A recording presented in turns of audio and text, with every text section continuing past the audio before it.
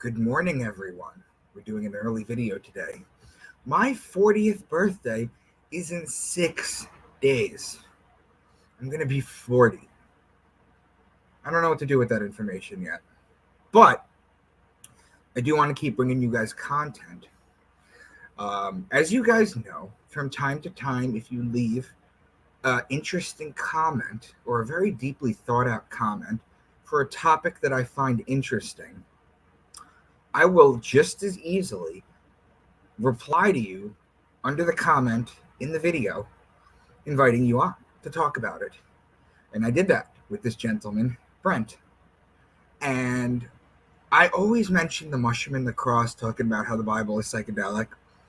But I got Brent right now who posted a very, very interesting comment. And I wanted to bring him on. He's done some research on the mushroom and the cross. And we're going to explore the psychedelic nature of the Bible, of this very important book that I suggest you all get. And without further ado, hello, friend. Hi, Micah. Thanks for having me on. Well, thank you for coming on. I appreciate it. I really appreciate it. Your comment was very interesting, and people get surprised when I reply to comments and I'm like, "Do you want to come on the channel?" And I'm like, "Why?" Because you said something interesting. This is a topic that I always broach, but I never actually go into. And I think it's the best book out there. So I figured I would give you the floor to educate us about the mushroom and the cross. I'm not going to ask you to write a dissertation on it, but just to basically give us some information, and then let's tie it into scripture.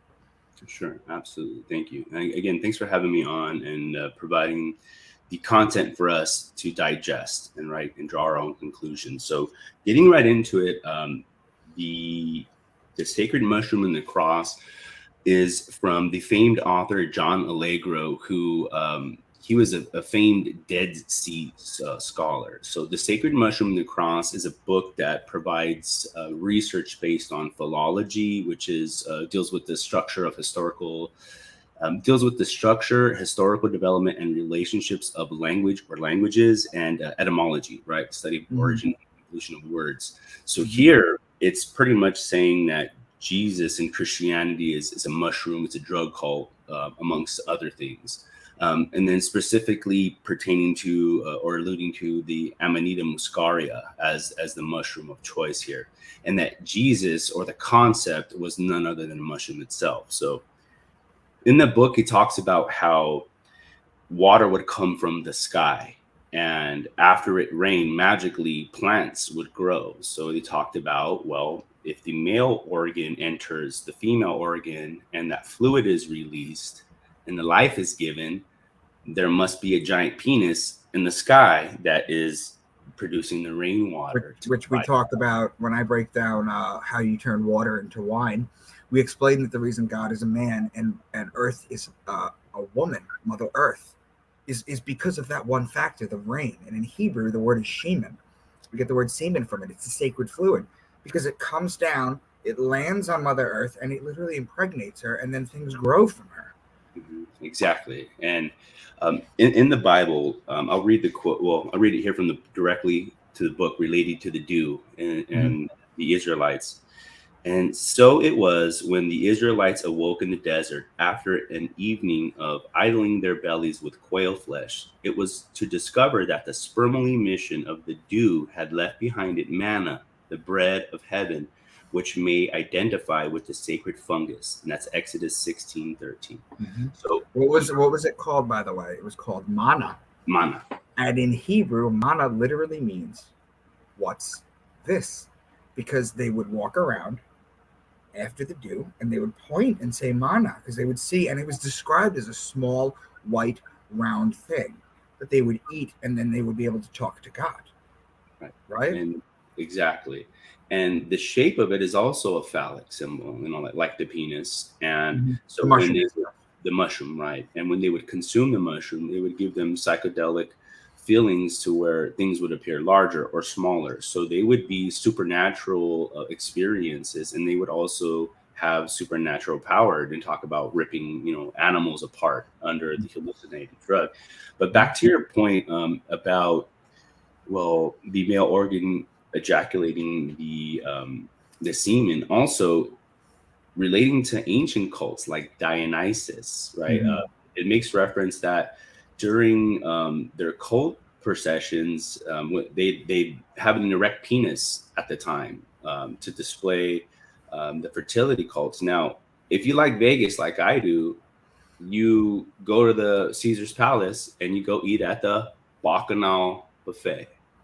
And Bacchus and Dionysus and that mystery cults, it has to do with reproduction and sex, because Bacchanal actually means orgy. So you're at the orgy buffet in Las Vegas and you don't even realize it, right?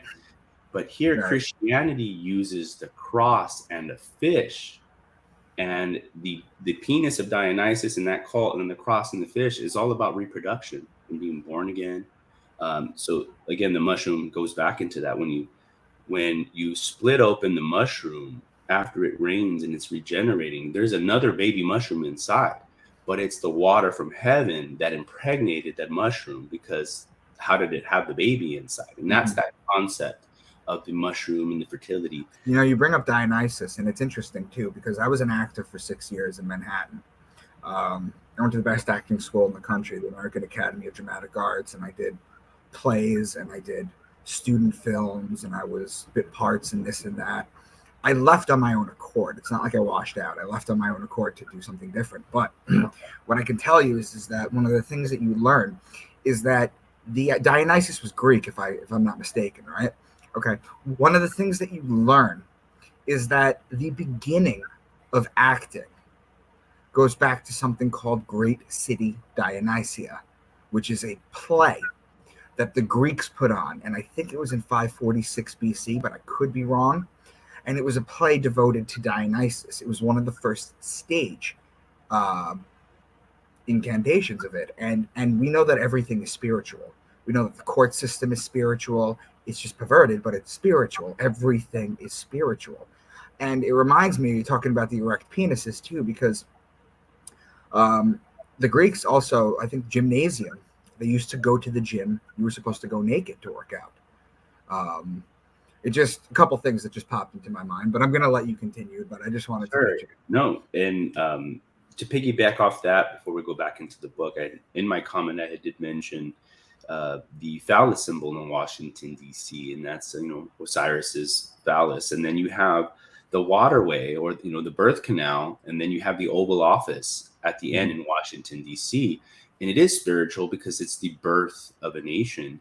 And in the book, it talks about that 3 things were needed to create, life, or at least for humans, was the spark or the energy of God, or the source, the sperm, and the blood, right? And well, the egg too. But it stated that women's blood was the biggest contribution from the human perspective in creating that baby.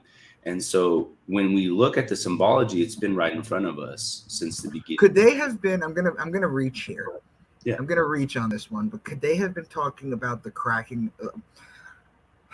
You talk about virginity, right? And how virginity obviously it goes back to the constellation Virgo, the woman. But you talk about virginity a lot. Could that blood have been the idea of the hymen breaking and then pregnancy occurring?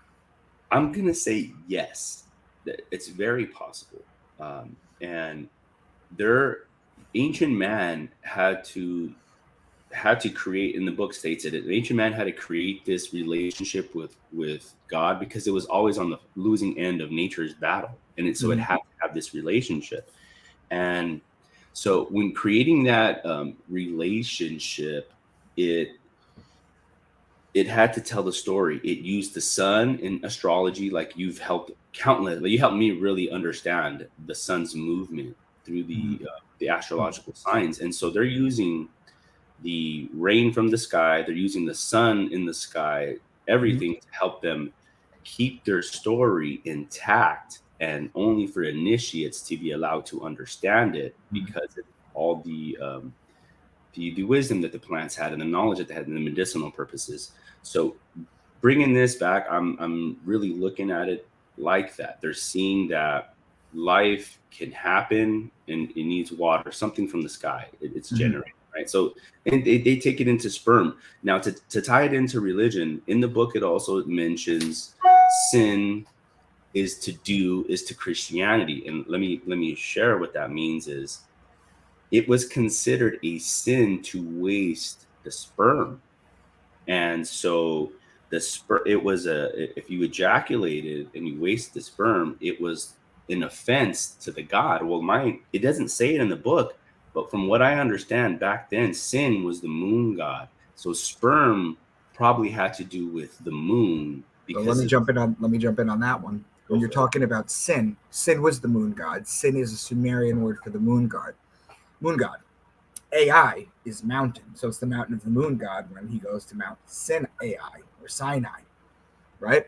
Now, when you're talking about sin, the Judeo-Christian actual literal translation for sin is not something evil that someone does, but the appropriate way to read it is missing the mark. Think about that. That's what sin actually translates to. Moving away from its original form. And in fact, you're talking about wasting sperm.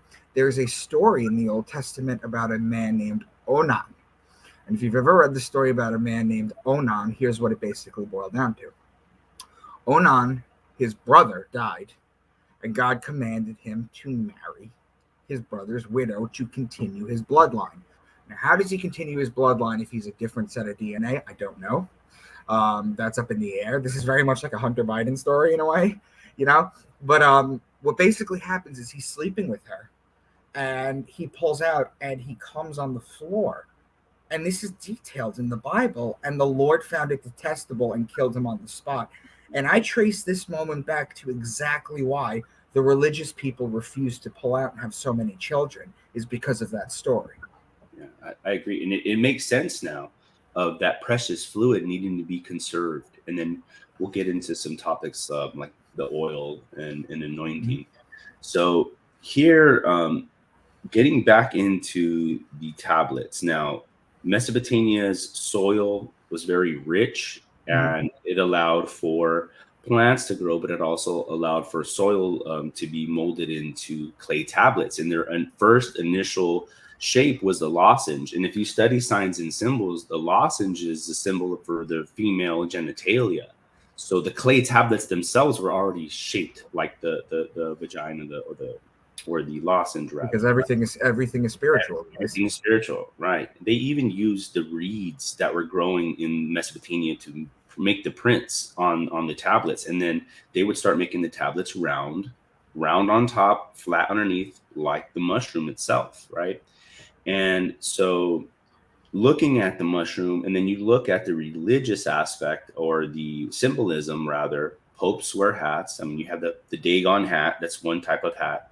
But to bring it more to the general... Dagon, guys, for those of you who haven't caught this part of it, Dagon was a fish god at the time. You had two at the time. You had Mithra, where Mithraism comes from, and you had Dagon.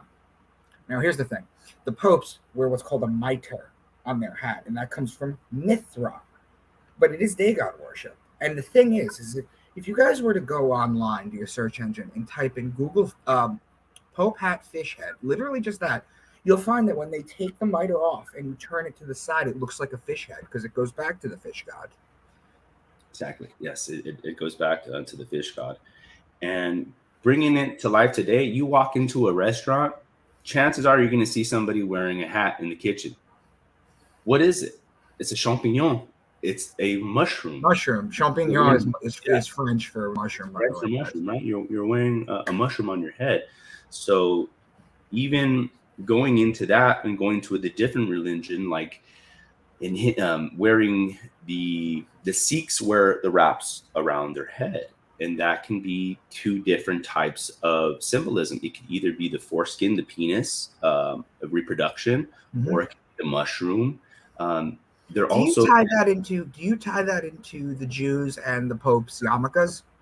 I tie it all into, yes, I do. And the reason why I tie it into that is because of the fact that humans are describing mythical events and they personified just nature. And then what caused somebody to personify nature? If you're consuming the fungus, right, that has genetic material that's thousands and thousands, if not millions year old, you're consuming that. And then so you're experiencing nature in the DNA. You are what you eat. So you're eating that. And it provides insights and ways of thinking that you've never thought before. And if you've taken a mushroom before, specific mushrooms, it can actually have the effect of enlightening you and telling you, hey, you shouldn't be doing this. You know, you shouldn't drink. You know, you shouldn't smoke. You know that you shouldn't be doing this. And if you don't, if you're a procrastinator, why are you not? So there is the good and the bad. And I look at it like, yes, the reason why the hats are, or the head wrap, is because of that hallucinogenic intake of that mushroom. Now, what do you make of this is slightly off topic. Sure, no worries. Maybe it's in The Mushroom and the Cross. It's been a while since I've read it, but what do you make of the thought process that as we I'm not going to say evolved from monkeys, because I do have problems with Darwin, his journals where he constantly doubted himself, called himself a fraud, basically tried to slip it through. That's not real. I mean, there is the idea of evolution in a spiritual sense. But what do you make from the fact that basically our ancestors were stuck at a certain frequency and they evolved higher level thinking because of the discovery of hallucinogenics? I believe so. If you've ever listened to Terence McKenna, if you've ever studied Terence McKenna and the mushrooms, that is a more plausible explanation of the way humans activate their genetic material is through the exterior force on the mitochondria down to the protein cell itself, and that's what causes change, right? So here, if you have you're a human being, you're born, you consume an outside force, that is going to create change, and it brings you to another consciousness level.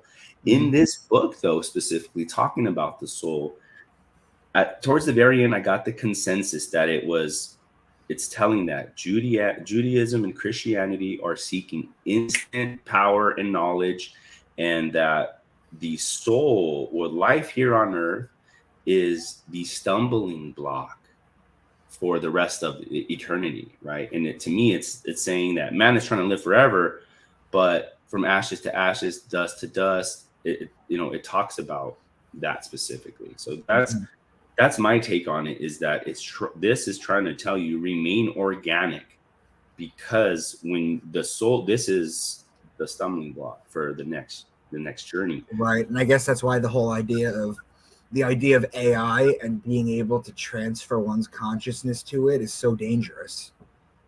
I agree. And that's when we look at it now.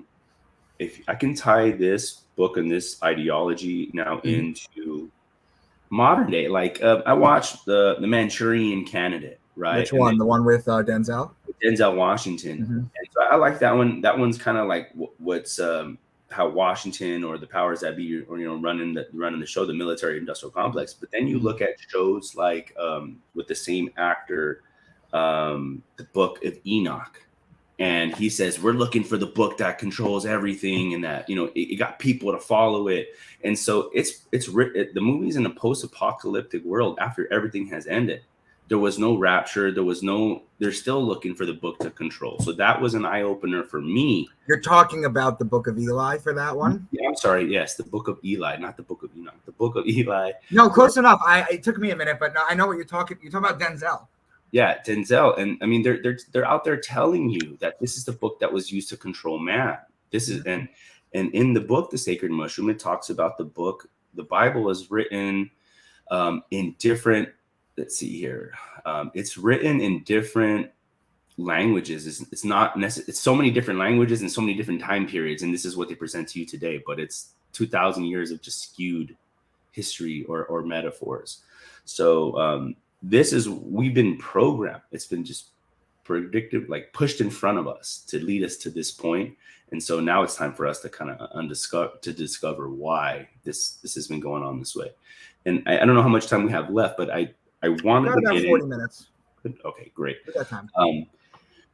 I wanted to talk about the words more so, starting off with in Sumerian, the Sipa, S-I-P-A. So S-I-P-A means stretched horn or penis. It's another word for shepherd, believe it or not. Shepherd in ancient Sumerian is R-I-G. And shepherd means, well, the idea behind shepherd is to ensure the fecundity of the flocks in your charge. So a shepherd just means make sure my flock is reproducing, and that they're healthy. So we recognize it in the biblical phrase Yahweh Sabaoth. In the Old Testament, the name Joseph means Yahweh's penis. Joseph is a shorter form of Yahweh Sabaoth, and I'm probably killing that name. But King David also meant lover or loved one. And he is the Well, that's representation. ironic considering that there's lots of accounts that he was bisexual.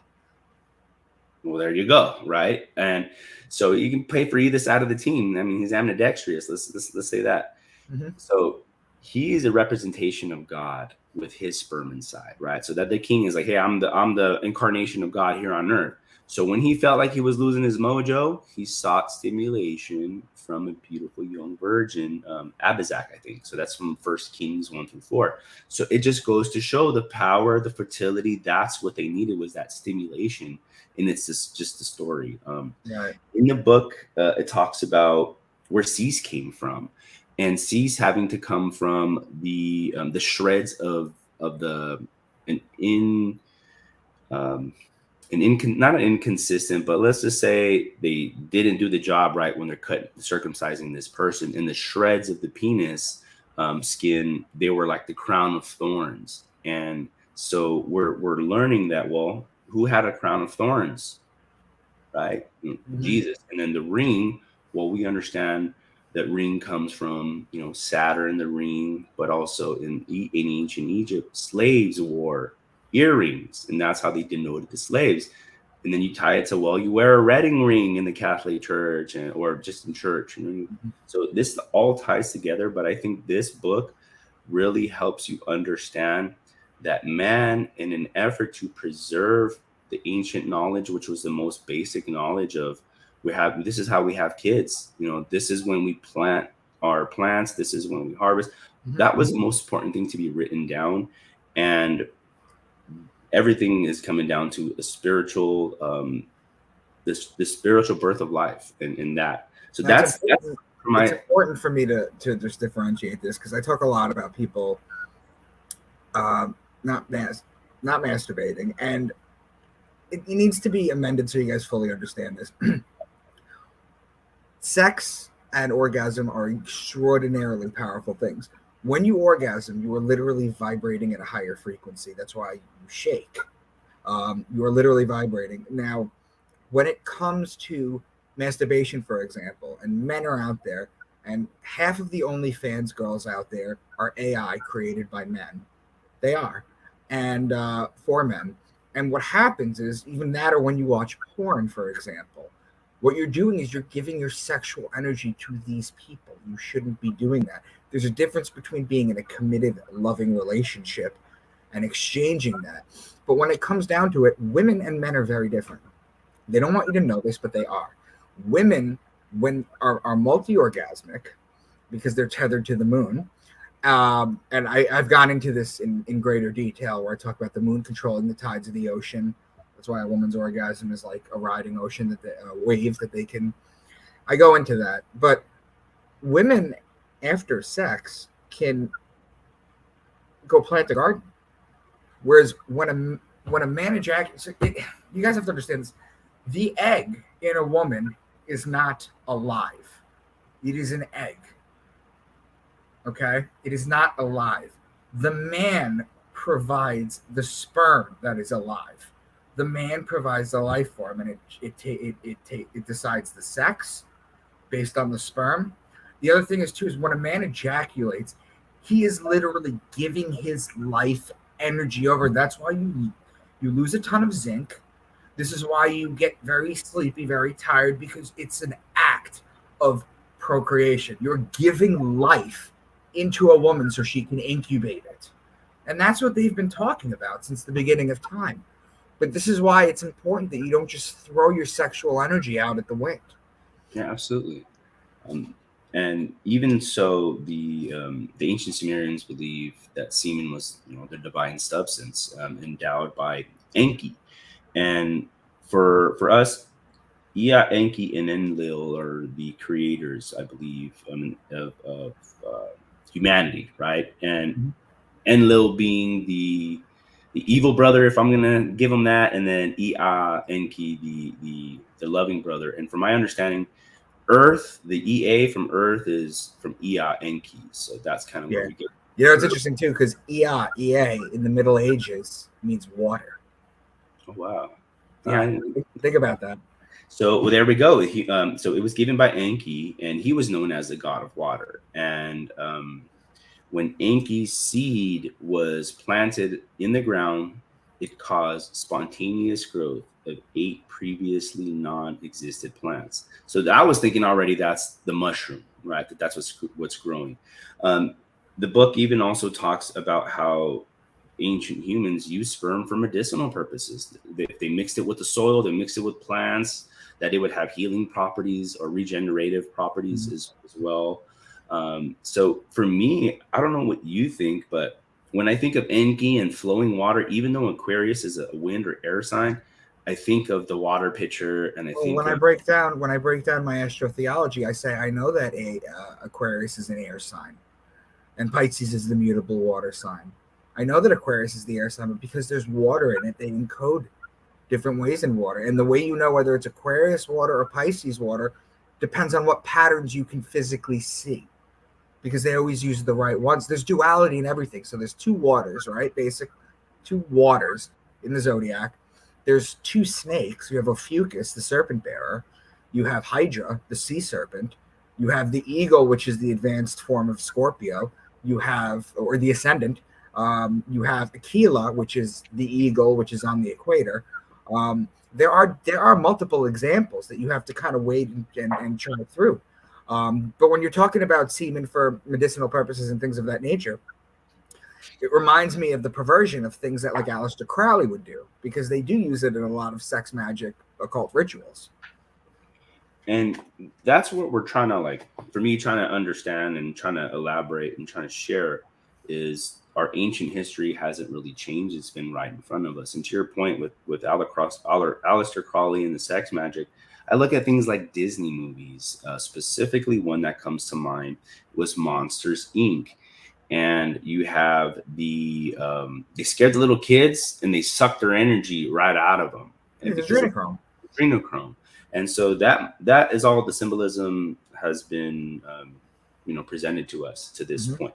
But I think that humanity has a great opportunity right now to get back to the It's root. interesting too, because I talk about adrenochrome a lot, and I tell people there's no reason the elites are doing this for any other reason than power, because you can manipulate the exact same feeling for the exact same substance. If you oxidize an EpiPen, it's the same molecular exact thing as adrenochrome, but it doesn't have the spiritual nature of it, the taking it from the children, which is why they're going to continue to do it.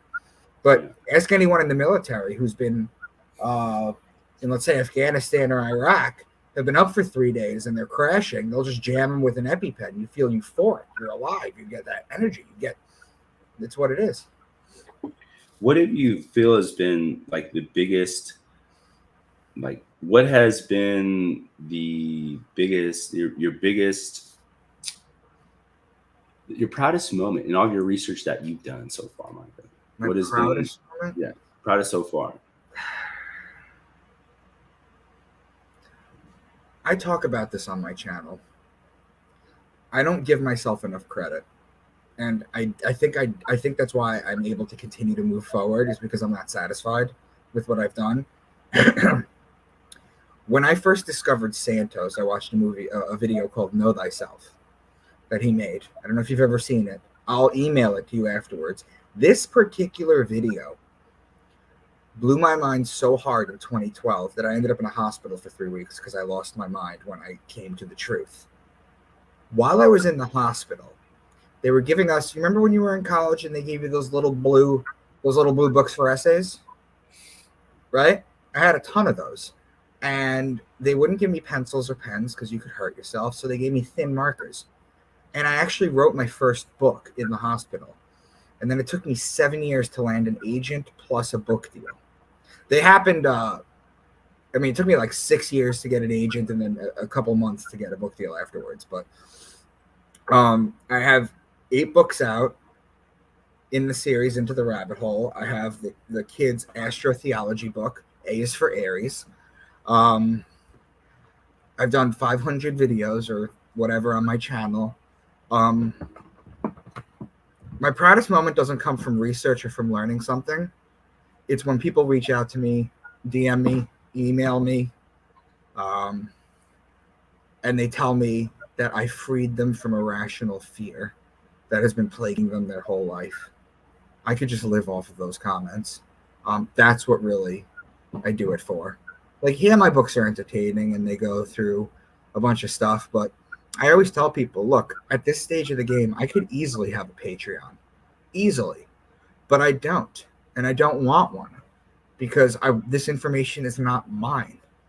You know, this belongs to everyone. Everyone should have this. And just the amount of people that just, it's not about singing praises. It's just understanding that fear and searching for answers and then finally getting it or getting a sliver of it. And then I don't have to prove that the Bible didn't happen as literally as it happened. That's not what I have to do. What I have to do is show you that there's another way that makes sense, and that will open your mind. And that's what I do. So it's the messages that I get from people.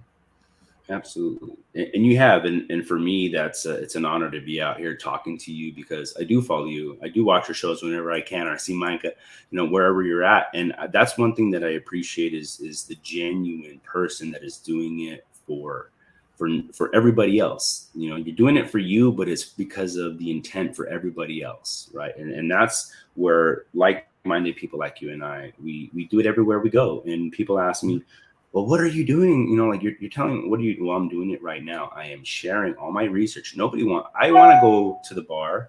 I want to go to the beach. I want to go do X, Y, and Z.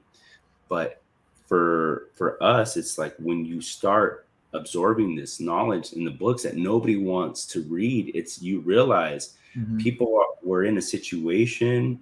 Humanity's in dire straits right now because we've forgotten the spirituality, the spiritual nature of the world that we live in. Well, we came from the age of Pisces. So I break it down like this. In the age of Pisces, that was the age of religion. That was the age of belief. The age of Aquarius is the age of knowing, and everybody knows that. Everybody that has a clue knows that. And the elites know that. That's why they're pushing everything so fast. Now, here's how it basically works. There is an argument to be made as to when the age of Aquarius started. I think we're in a transition period. When I talk about the zodiac and I talk about the last 3 days and the first 3 days of the next sign, right? That 6-day period is being known as a cusp. That's when the energies blend. That's a 6-day period out of a 30-day period. That's a 6-day period out of a 60-day period. So that's 1/10. So each zodiac sign is 2160 years when you're talking about the precession of the equinoxes. So if there's a blending of the energies on merely a month or a 2-month scale, there's going to be a blending of the energies when you're transitioning from one sign to another. And if you do the math out, you'll find that it's 216 years. And there's an easy way to find out what age we're in physically. You go to the equator on the spring equinox. The sun is going to rise. Behind the sun is a sign on that particular day.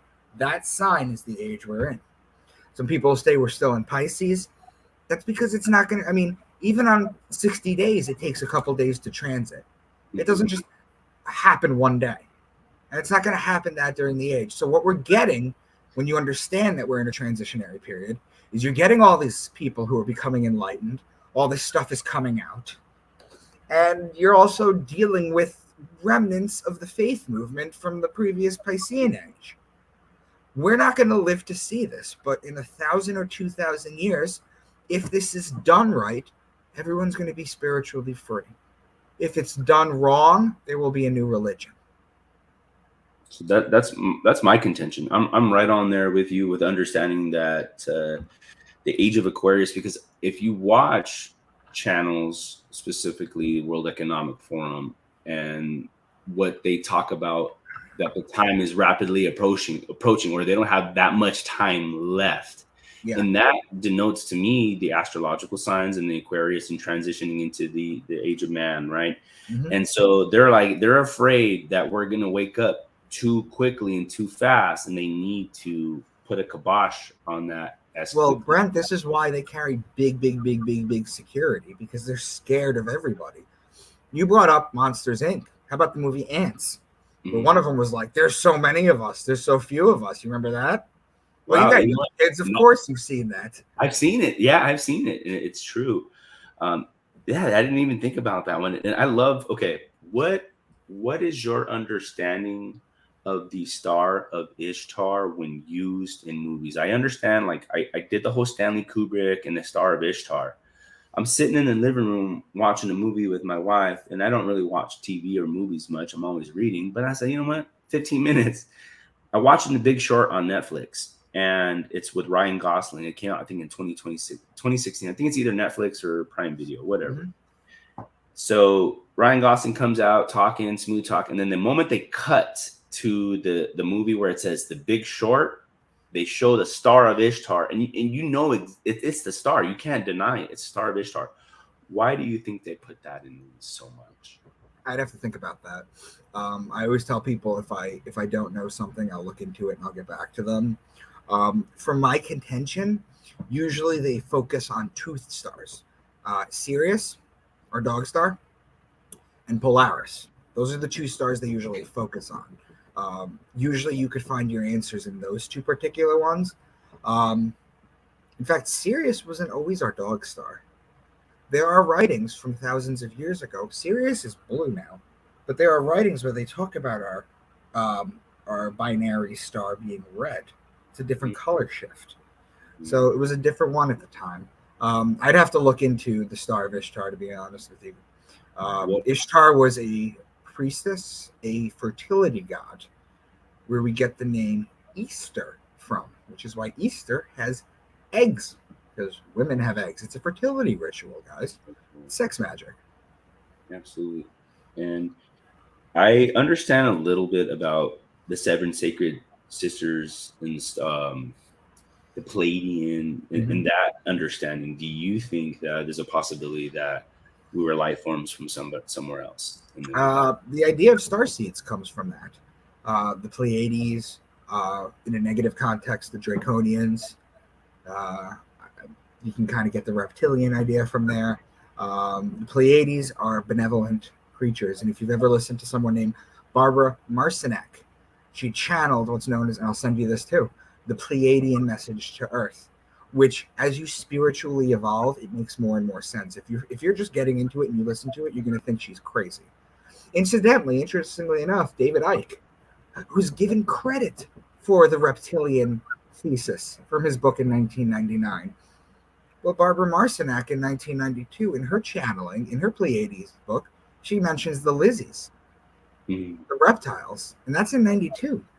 So again, they try and attribute things that aren't true to people, and people just suck it up and eat it up. Nobody wants to do the research. From all my studies and knowledge, the Pleiadians are benevolent creatures that are here for our uplifting. Are they in a different vibrational shift than us? I don't know. Some say starseeds. Some say some of our souls come from the Pleiades. There's other areas too. But from everything that I found, the Pleiades are very benevolent. In fact, in the book of Job 38:32, God says, "Can you bind the chains of the Pleiades?" So he openly talks about the Pleiadian constellation, the astrology. They're known as the Seven Sisters, right? Because they're a closely knit group of stars together in the Pleiades. So Yeah, that's, I mean, just because that I haven't gone too far deep into the understanding, right? But that's just been one of my underlying questions, because my belief of why we're here is, my personal belief is that God is experiencing, or the eternal source, whatever you want to call it, the life source is experiencing life in every possible facet That's what it imaginable. is. Yeah, That's just my that's what it belief. is. Um, Isaiah 45:7, I always refer to it. God says, I create the light and the darkness. I create the good and the evil. I, the Lord, do all these things. God is everything. God is the things that you don't like. Because when you talk to a religious person, Brent, and you ask them to name the immutable characteristics of God, one of the things they will inevitably always say is that he's infinite.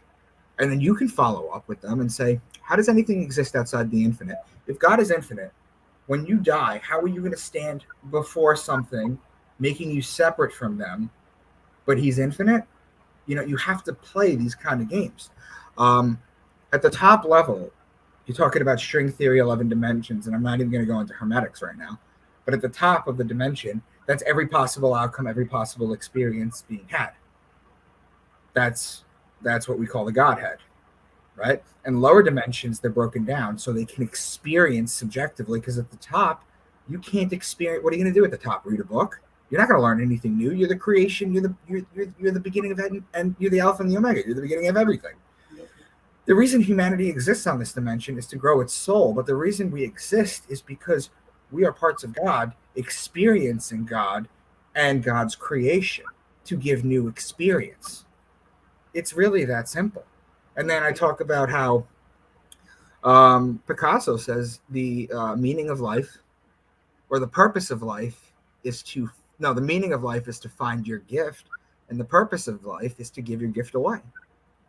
And life can really be that simple. And what the religious have done is they've made God separate from you and made you afraid of it, and then created these things like hell, Baphomet, Satan, Lucifer, things that are easily debunked. Um, but so many people have fear. That's why when people tell me that you've removed that fear and I can live my life again, it's the best Yeah. feeling. I was just gonna look for my notes, because you brought up, when you talk about how religion is divided, man, from God. Like, it's done more division than anything else. Mm-hmm. But in the book, in the Sacred Mushroom and the Cross, it goes into the etymology of the division relating to sperm and division. So that was also a point that I wanted to, tie in here. What you're saying, because it's true. It's a secret, the secreto, secretion, and that type of division is how life is made. We're dividing the cells, but also here in this religion divides man Right. from the source. Because growing up in the religion, subjectively for me, I always felt like, God's watching me and I'm being punished. And I was floating around in the ocean with no wind in my sails. I was floating around with no sail. I would wake up every day and say, thank you, God, for another day. And then whatever happens to me happens to me. Mm-hmm. And then as I started reading more and understanding all the spirituality, and it's so much more that I learned about love. I learned that love being a very strong force in this world. It's the strongest, and that's what Strong. we're here for. On this dimension, we're here to choose love over fear. And I know that's something that like Tony Robbins would say, but it's true. Yeah. It is No, true. You're it supposed to choose love over fear. Think about it. God, they tell you this in the Bible, right? God is in heaven, and all the angels are singing his praises and blowing the trumpets and doing everything. And what happens to God when there's only good? He gets bored, basically, right? Lucifer rebels, so he sends him down. Evil comes in. Now people can choose. In fact, that's why so many entities, whether they're spiritual demons or whatever, come here, is for two reasons. Number one, the way that the universe is set up is, the best way I can describe it is, Earth is basically right next to an off ramp on a freeway. So it's like super accessible through wormholes and things of that nature for travel. Number two, the reason they come here is because Earth is and always has and always will be a free will zone. It's not always like that in other locations, in other places. If you've ever listened to Robert David Steele talk, who was ex-CIA, Mhm. he talks about the fact that they know that there's 100 planets out there with life on it already. He knows that they are. They know that they are. In fact, if you read the WikiLeaks, they have government meetings. There was a specific one in Africa where they were talking about we should talk about the aliens, and someone replied to the guy and said, "We have enough problems on Earth to begin with. We're not going to deal with that." You know, this is in WikiLeaks. WikiLeaks has never had to retract a story ever. Never. They've never had to retract something. In fact, Julian Assange, it's funny enough because when asked about all the stuff about Hillary Clinton that came out from them, this and that, they said, why don't you release any stuff from Trump? And Julian Assange famously said from his Ecuadorial post when he was holed up in the embassy, he said, we would if there was any. So, jeez. Yeah.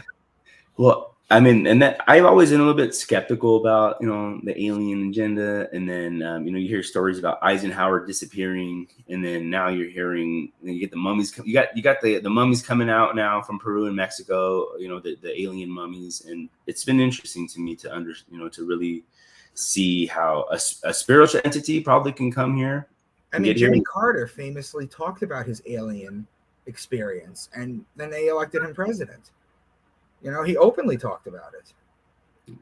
Yeah, well, so did Reagan. I mean, Reagan said how humanity would come together if we were attacked from an alien. Yeah, they think it's going to be like the movie Independence Day. That's what they think it's going to be like. Do you think Bill Pullman's going to come out?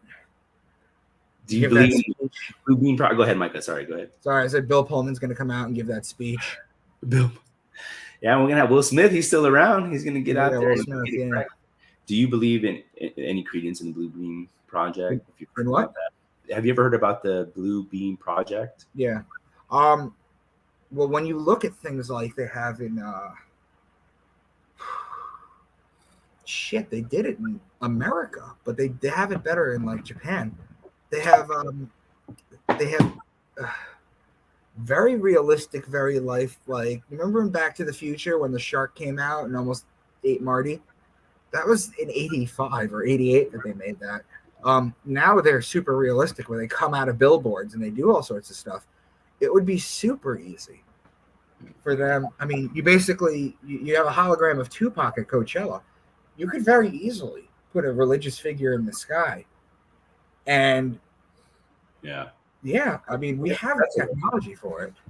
I think that's part of the plan too for this control, because what we're looking at is you have technology like in Abu Dhabi, they'll have this record that slides right into an album cover, right? And it's massive.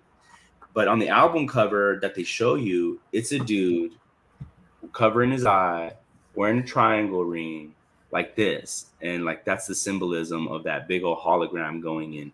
I don't know if you've ever seen it, but I've broken down all the Illuminati symbols. It was the first video I ever made on this channel. No, I got to watch that one. That's the first.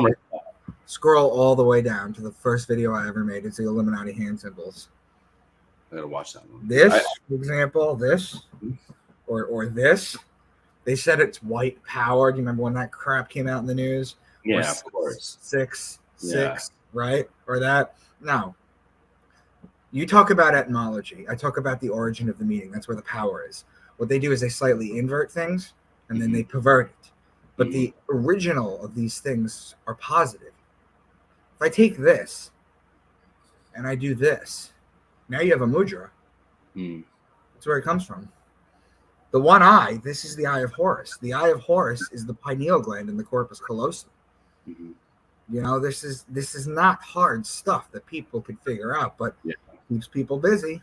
Yep, it does. It keeps people busy, and I've done my research, tremendously on that. But I mean, you understanding the complexities of the triangle, the last video that you did, I would say that one to me was huge for you when you and the other gentleman had broke down the Last Supper in terms of like the degrees. Oh yeah, Jason quit. Yeah, that one. Yeah.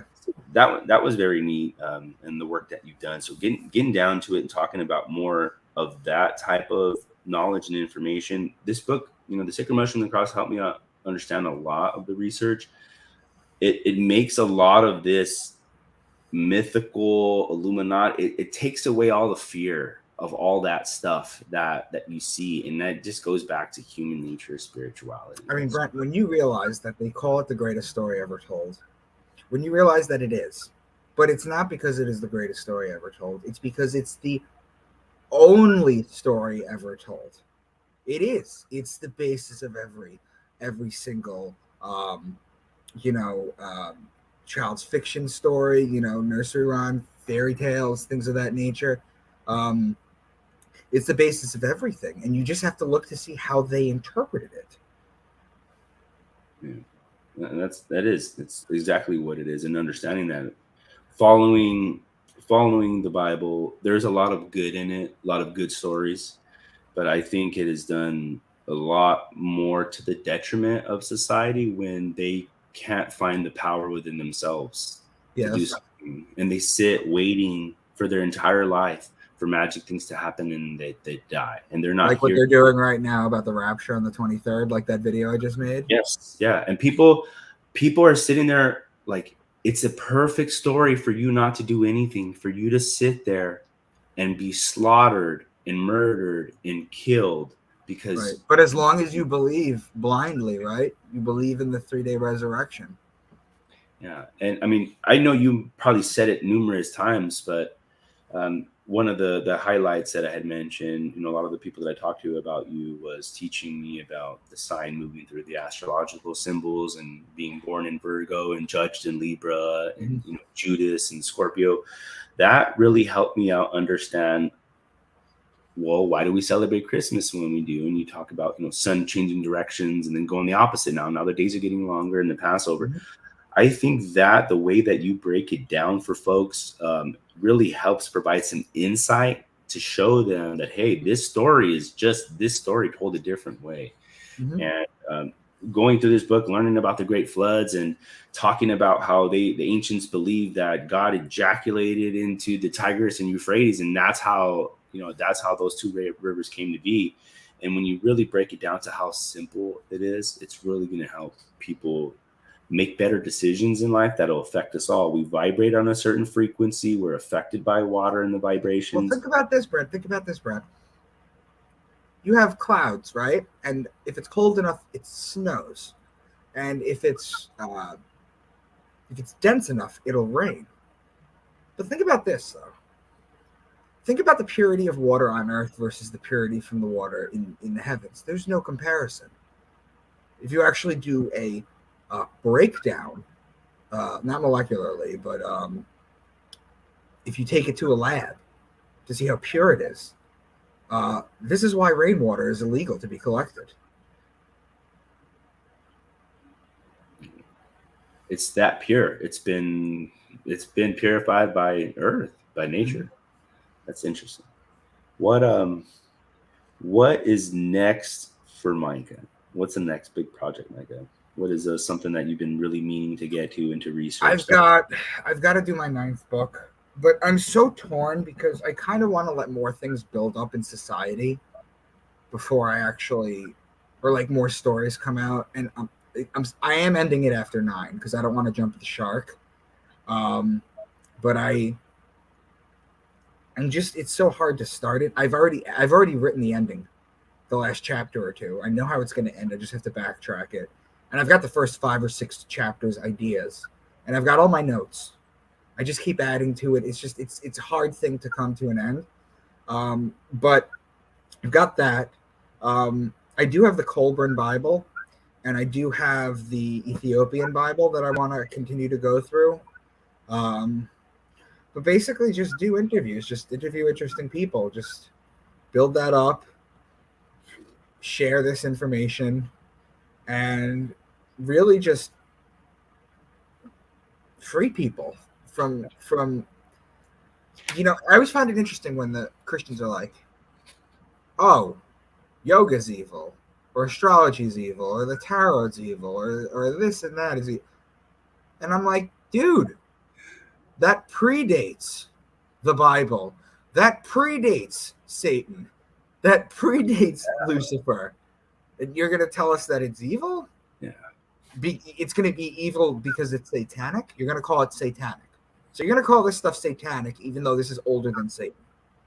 Yeah, we're trying to help people free that. Like, it's mental gymnastics. You got to go through so many different things Right. to please in this paradigm, that is the Bible, and we're trying to help people free the shackles of the Right. written word that has enslaved them, because it's literally magic. People go to school to learn how to spell, Yep. spelling. It's all of that stuff. It's really really real. And not to take Jordan Maxwell's work, but I want to share it, because it's our work, right? It's not my work. We're sharing it. But he talked about Hollywood, being made from the holly tree, the wand and the magic. So that is that same type of magic that's got the masses, half the planet just completely obeying whatever the religious leaders are saying. And Mm-hmm. what people are forgetting to understand is these religious leaders there were just leaders in the beginning. They were rulers. They were kings. They wanted to control the population, just like the Bible talks about the shepherd and keeping the flock. And well, the shepherd's just there to make sure you're producing and you're having babies and you're generating more sustainability for the civilization. And seeing that, I have this conversation with my parents a lot and trying to help them wake up. And I said, look at, you're following this, but then you're not happy, or people in the community. You have this big, beautiful church, but the community around it is in shambles, Mm-hmm. and it's not changing anything. It's not helping anybody. Mm-hmm. And then when you go and study and you realize what the true meanings of where these words come from and what the mythology is, Yeah. it goes back to the stars. It goes back to sex. It goes back to the stars. It goes back to everything that they tell you not to look at. Have you heard me break down Christ and Lord before? No. So Christ is a title. His name was not Jesus Christ. His parents were not Mary Christ, Joseph Christ, or even God Christ. Christ is a title. The New Testament was written in Greek by Jews. They were called Hellenistic Jews. They wrote and read in Greek. Christ is a title. Christos in Greek means anointed one or sacred oil, right? From the age of Pisces. It's the Piscean deity. Now, so Christ means oil, right? The word Lord comes from the word lard from the 1300s. Now, and both Lord and lard are from the 1300s. Lord was a title as well. It was the loaf giver. The Lord was the one who was divvying up the bread for everyone. If you look at Pisces, Christ, and the bread, those are opposing signs of the zodiac. Mm-hmm. So Jesus Christ is Lord in the same way that Christos, or the sacred oil, is lard. They're just in different forms. It's all etymology. Yeah, and it comes from Chiro, like the Christos. I did a little bit of study research back in the past, and it comes from Chiro, the sacred oil, the anointed. That, to me, understanding after reading this book, I think the sacred oil, after what we're talking about, is sperm, and the retention of sperm, and going back into your climbing up your spinal cord, or was it your colostrum or whatever, going up, the sperm going from. Well, on an anatomical version of the Bible, it goes into your spinal fluid and it climbs up Jacob's ladder, which is your 33 bones, why there's 33 degrees in Masonries. The oil is crucified in the place of the skull, or Golgotha, which is the place of the skull. That's the pineal gland. That's the resurrection. Now, here's why I tell people not to do ecstasy, is because it dries out your spinal fluid and it can't make that transit. This is why they push that on kids at all the time, like Burning Man or the clubs or the raves out there. Everyone's doing it. It's drying out your spinal column. If you ever need a spinal tap after you've had hits of ecstasy, you're going to find that you're going to have to lay down in the hospital bed for 24 to 48 hours, because if you try to even get up after a spinal tap, you're going to have an absurdly intense migraine. It's just what's going to happen. So, yeah, no, absolutely. It's all about retention. Absolutely. So if you were to sell someone on the mushroom and the cross as we close out here, Mhm. tell me what you can learn from it. What you can learn from the sacred mushroom and the cross is how the simple story of life on earth, coming from water, sunlight, regeneration, and birth, has been convoluted. It has been poisoned. The true story of humanity and what we wanted to capture and write has been turned into something that control the masses, because man wants to control land. It wants to control people, not all man, just probably half of man or some of it, right? So what I've gathered there is that life is sacred, it's spiritual, it's tangible, but it's also metaphysical. And here it helped me reaffirm my direction, my reaffirm my decision to leave organized religion and go back to understanding signs and symbols, which were the first way man Now, communicated. does it give you scripture to refer to as well? It does. Well, yeah, it does have scripture in it, but it uses it as a reference point, Gotcha. So, but I mean, you might have. Okay. So people understand, because it's been a while Yes. since I've read it. It's not a Yeah. book that you're going to go there and it's going to give you a scriptural pattern and then it's going to break it down hallucinogenically like what I do with astrotheology. Right. Right. I mean, that for me too, you have to be open to that idea. If you've done it, if you've ever done a hallucinogenic drug, which I don't condone. I mean, we don't want to tell anybody to do that, but everybody's adults here. There's a subjective reality for it, and there's an objective reality for it. So when you read the book, read it with an open mind, and just understand that when they're starving in the desert and you see mushrooms and you eat it and you have these hallucinogenic experiences, you're going to say that ties into the whole fasting before you have a spiritual experience too. For example, like ayahuasca, right? Yeah, and that is one thing that I will say has been probably the most interesting hallucinogenic that I've ever studied. When they talk about the machinos and they talk about just seeing different entities that they've never seen before. So that is probably my next, journey into understanding the hallucinogenic. You want to hear a really funny story? You know who Sean Stone is? No. He's Oliver Stone's kid. He's very spiritual. He's big in the community. I interviewed him on my channel. I was on his channel. He was on my channel, and he's a really nice guy, and very deep. And we talk sometimes. He told me that there are reports. This is such lowbrow shit, but he said that people have reported doing DMT or doing shrooms, seeing the mechanical elves, and that they're actually racist. Whoa! What the heck? That's crazy. I'm gonna have to watch that. I'm gonna have to check it out. Dude, I didn't want to, but I laughed for like an hour because it's just so ridiculous. It's been really great, Micah, getting to chat with you and talk to you. This is the first interview I've ever done on YouTube, and I've been raising kids and working full time, but I've in the background I've slowly been building what I'm going to write about and what I'm going to produce and put my videos out. So I do have a .com that I purchased that I'm going to be posting. Yeah, tell everyone all your stuff. Sure. My .com is WYDE, so it's wideawake.com.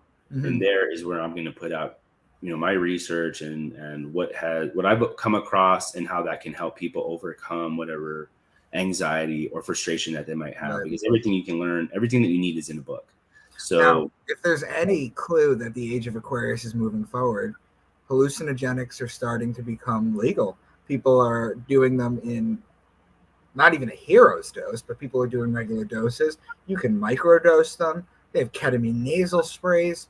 Everyone's, I'm not even going to talk about the oxytocin that they have out there that you can buy. There's like pheromonic colognes that you have. There's ways to naturally, through plant medicine, raise consciousness. Absolutely. And yeah, that's where people have been shunned away from nature's remedies. I mean, marijuana is a Schedule 1 drug. Mushrooms, for the most part, were illegal, but these are natural remedies that will cure what ail you. I mean, I've seen videos where people are having seizures, old man having seizures, and they give him some THC oil or the CBD, and he just minutes later he's just calm, he's relaxed, and it's a miracle drug. But it's a cheap version, and that comes back to sorcery and pharmakeia and pharmacology, and then Egypt and the land of chem and chemistry, and we can go all into that. And I've done a lot of research. This is mainly about the book, The Sacred Mushroom and the Cross, but I've gone into the realms of just like the 6 protons, electrons, and neutrons in the carbon atom, and right?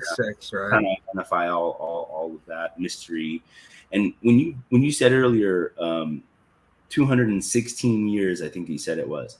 Yes. I wrote that down because every day, I mean, I've just been seeing numbers like, the degrees, 360 degrees is 9, 720 is 9, and then 1440 is 9. And then, well, that's why I'm stopping at 9 books. Yeah, there you go. Now, okay, so that's why I thought you would stop at 9, because the minutes in the day, when you add them all up, it's to like the 9, the seconds in an hour, all like everything is related to 9, corresponding to 9 when it boils down. So what's the importance of 9?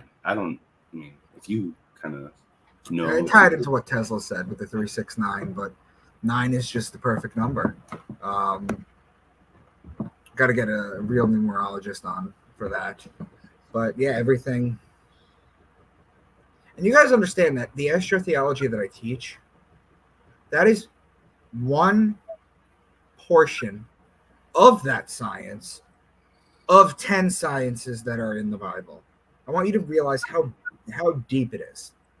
And if just by me sharing that one little niche area that I have can free people, again, I don't have to convince you that Jesus wasn't real. I just have to show you something that makes logical sense in your head that you don't need blind faith for.